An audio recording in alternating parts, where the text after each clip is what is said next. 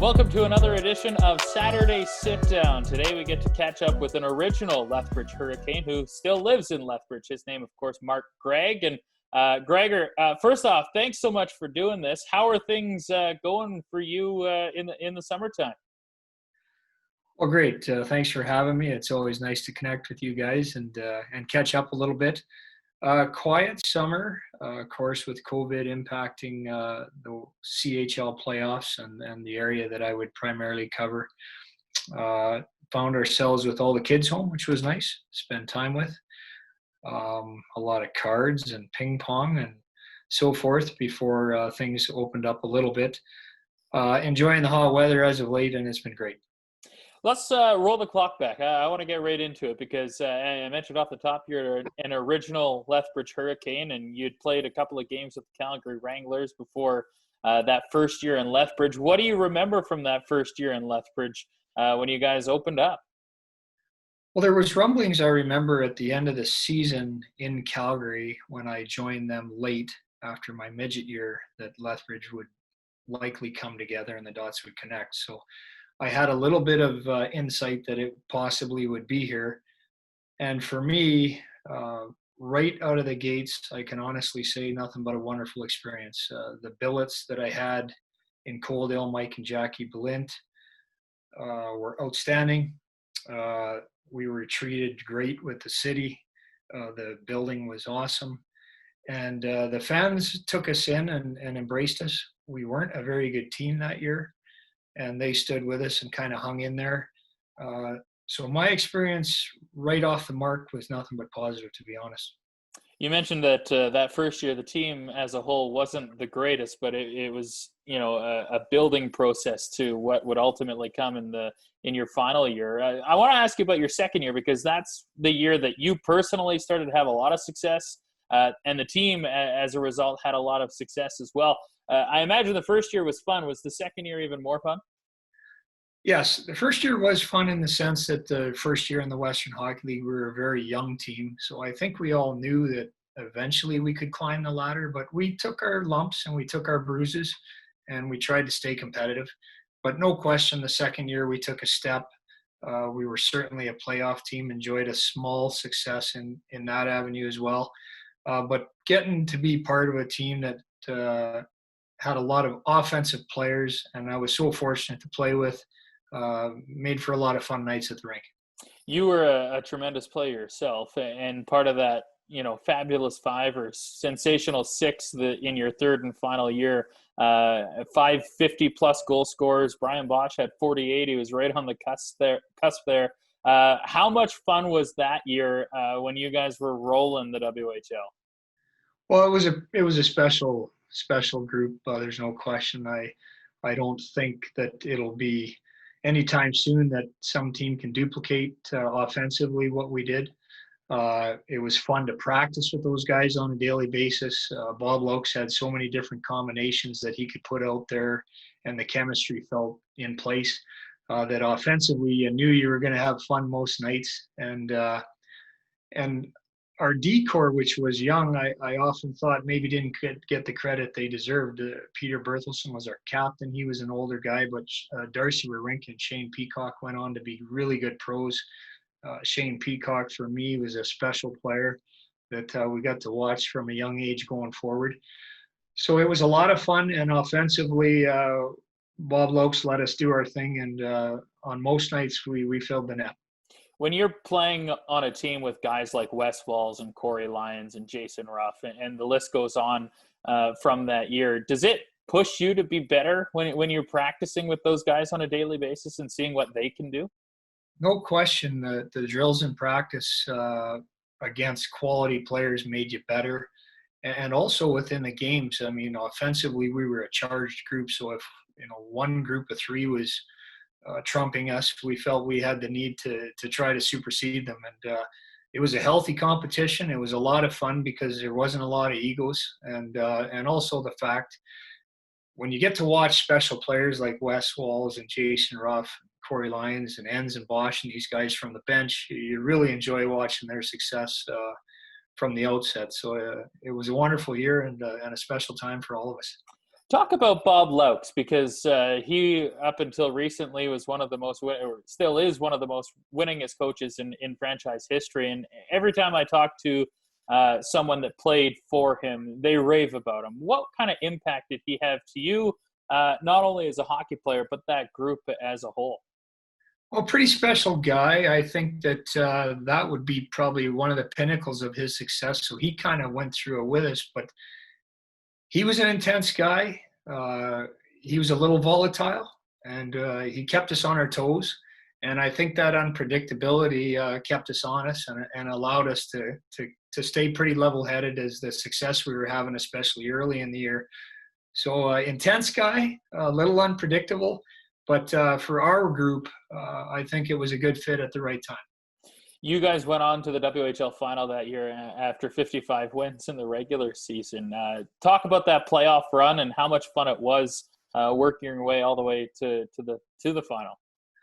Well, two really sound series to get us started that went a little longer than we probably anticipated, but I think it was a great lesson for us to understand that the second season is certainly a lot different than the regular season.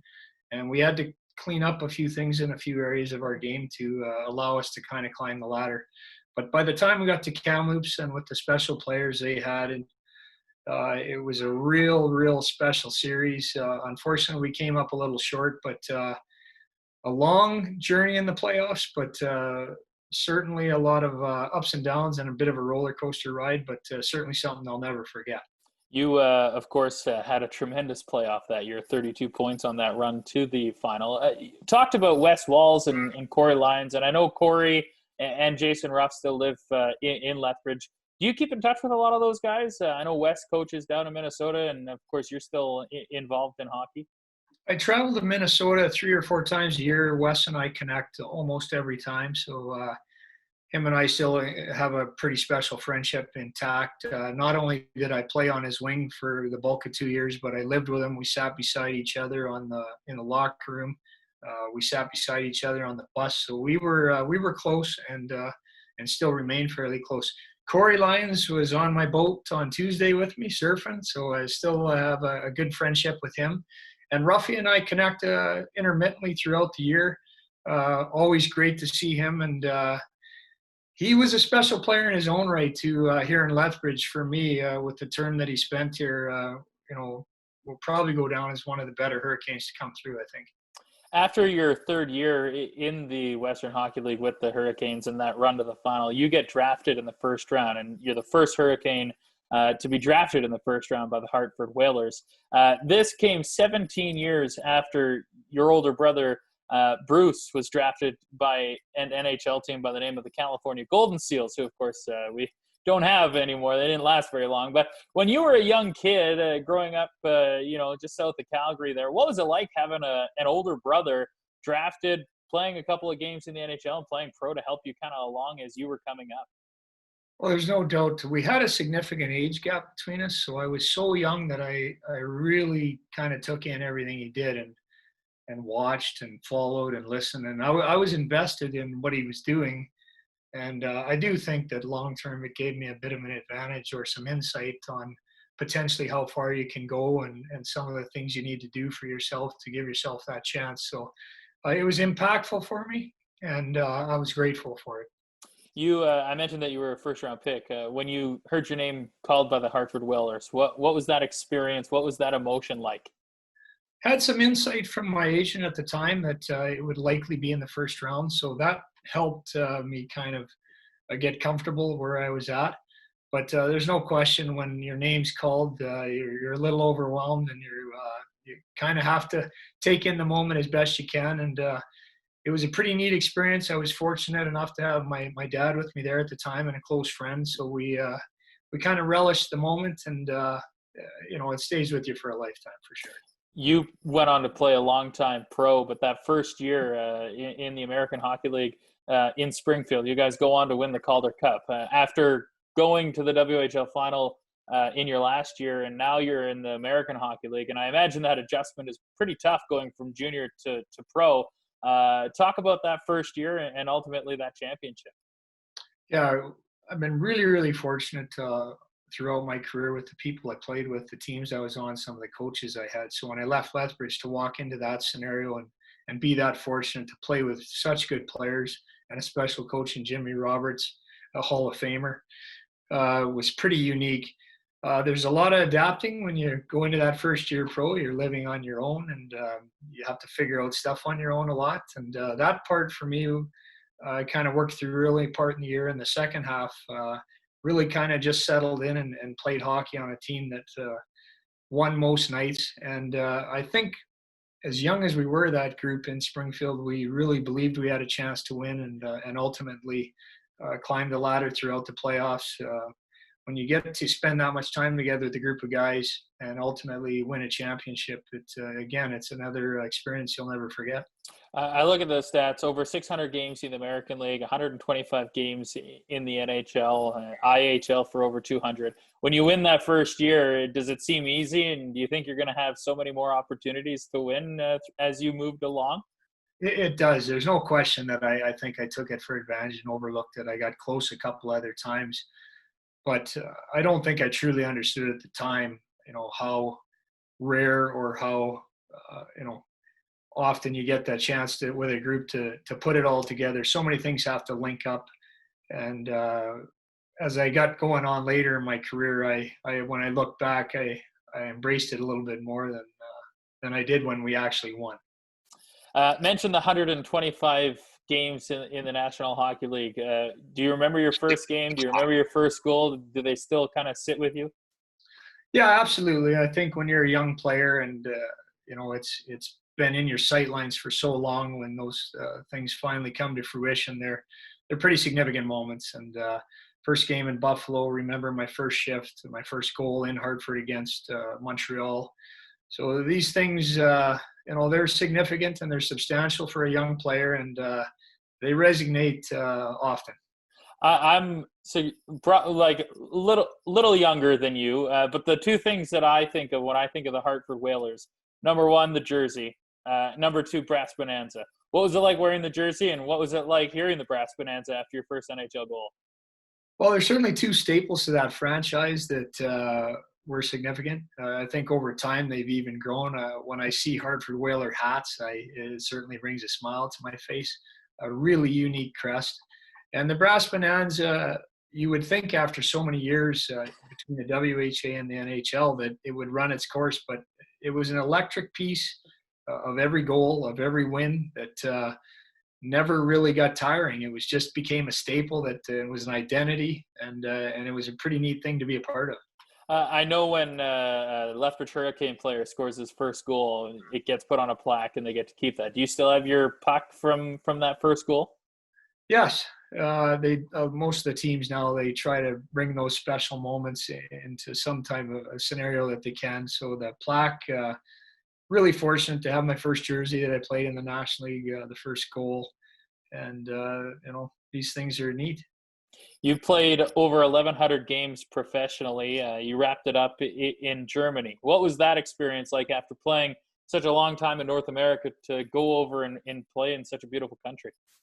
Well, later in my career in North America, being a depth guy, going back and forth, spending primarily most of my time in the American League, I left at 33, and I knew that it would be a lighter schedule.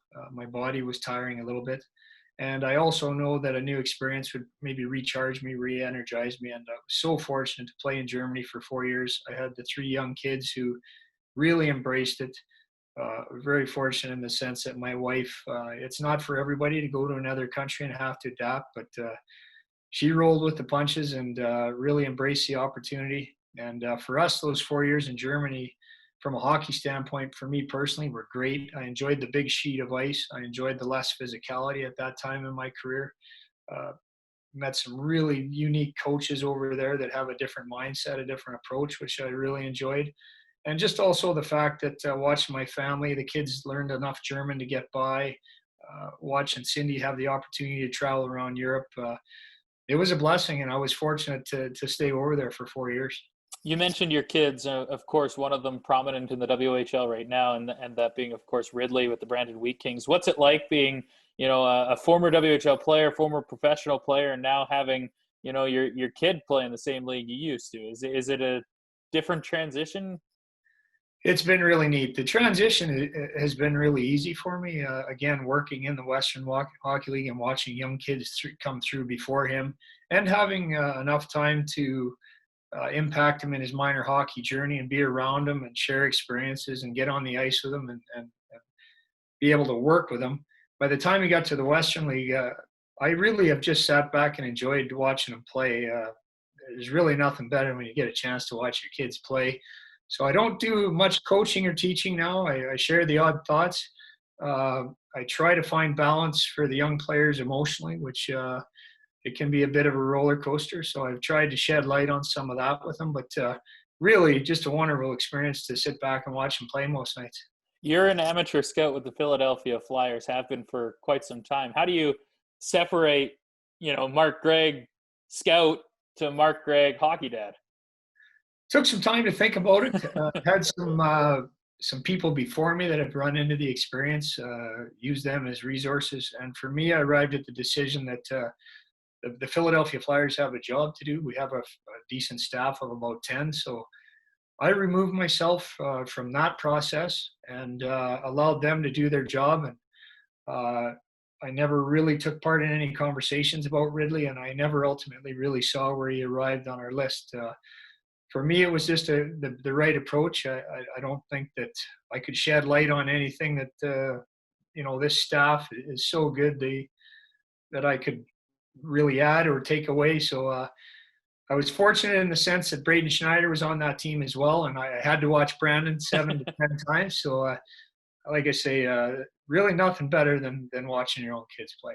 How excited are you for the draft? And it's probably going to be a little bit different this year with everything going on in the world. But, Ridley's pretty highly ranked going into that draft. I think it was 14th among North American skaters. I imagine when you were going into the draft, it was pretty exciting. Is it more exciting having your son go through that process? I think it is more exciting as much as the experience resonates with me. I think when you get to share with somebody that you've been able to impact and work through with over a long period of time to see them kind of get to that pinnacle, I think I've enjoyed it more. I'm excited for them. I'm looking forward to it wherever and whenever that might be. It's neat to see that, the next step in his career will start off. And again, I can hopefully share experiences with them to help them through it. He's a pretty prominent player in the WHL, but you also have a daughter that plays as well in Wisconsin. Do you get to watch her very often? And how often have you been able to see her play in university? Very lucky this year, the way the dots connected. Dylan Holloway was playing for the male team in Wisconsin. So, of course, I needed coverage on him for 6 to 7 or 7, 8 games. I would always connect the dots to make sure that the girls were playing. And Cindy and I got out there to Wisconsin to watch her play probably 5 or 6 games and take in the female experience of the game at the NCAA level, which has been really cool.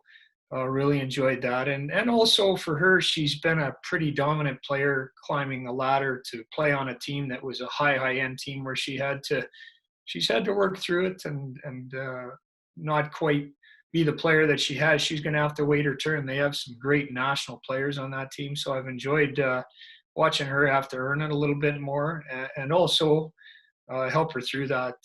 And then, of course, with Kyra here at the U of L, Cindy watched her a lot, just being on the west side there, and I was able to tie in games. So I've been really, really lucky in regards to watching my kids, and for the most part, expensive. Yeah, no kidding. There's only a couple things that I want to ask you, and number one is, it's such a weird time right now. NHL hockey's starting back up, and I mentioned that you work for the Philadelphia Flyers. Are you excited to see how they do in the playoffs, and do you think they have a pretty good shot after a pretty good season? I truly believe we're a contender the way that we played out the second half. When I look at our goaltending, our D-core, and our forwards, and the amazing coaching staff that we have in place, I am excited about it. And I believe that we can compete with the top teams on a nightly basis. And I feel that our group this year is probably closer than they've ever been. I know winning does that and is a part of it, but it's a unique group of guys that care about each other. So I'm excited about watching. I was able to watch for the most part the exhibition game against Pittsburgh the other night, and I think everybody's using those exhibition games as a foundation. I was pleasantly surprised at how we competed, how we executed, which isn't easy after a long break. This COVID things impacted everybody so much. I was relatively happy, and I think it was a good starting point for us. Lastly, I want to ask you, Mark. I mean, you're a High River guy. You played for the Lethbridge Hurricanes in their inaugural season here after relocating to Calgary, and now you live here and you base here. And what does Lethbridge mean to you? And that might be a loaded question, but when you think of Lethbridge, what does it mean to you as a whole? Well, I was able to meet my wife here when I played junior here, so I have had a wonderful junior experience here, which is a staple to my whole career. It's kind of the foundation that gave me the chance to get drafted. So the Hurricane organization for me is special in that regard. Playing on the winning team the last year and closing it out is significant. Always summered here when we could, with my wife's family being just east of Coaldale, and of course I grew up in Nanton, so I have some family in that area. It was a real natural fit for me to come back here. Watching the kids come through the minor hockey system, in Lethbridge was simple and easy, and able to play a part in it. And then, of course, just the Hurricanes, again, that link to the organization that was so good to me to watch. It's been a roller coaster, but the last 4 or 5 years, as you know, Forbes, have been so good. And I'm a huge fan of Pete Anholt and Kissio and the job that they've done.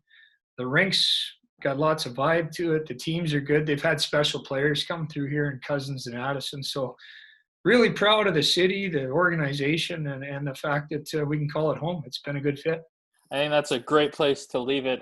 Mark, really appreciate you doing this. Good luck, with the Flyers in the playoffs, and of course with Ridley moving toward the NHL draft. And hopefully you guys stay safe and healthy. Awesome. Always enjoy talking hockey. Best of luck to you. All right, there's Mark Greig, former Lethbridge Hurricane, original Lethbridge Hurricane, on another edition of Saturday Sit Down. Hope you enjoyed it.